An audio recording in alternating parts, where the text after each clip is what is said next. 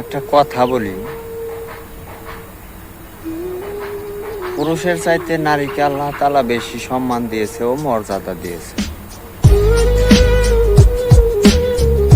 কিন্তু ওই মর্যাদাটা তখনই থাকবে যখন তার ইজ্জতকে ঢেকে রাখবে, পর্দাশীলে থাকবে, তখনই সেই সম্মানটা সেই নারী পাবে।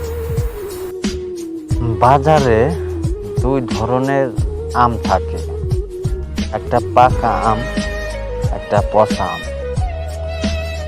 ভালো আমটা সবাই কিনে নেয়, আর যে পচা আমটা সবাই হাতায় এবং দেখে, কিন্তু সেই আমটা সবাই কিনে না।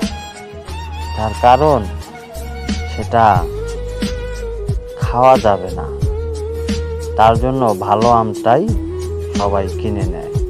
তাহলে ভালোটাই ভালো।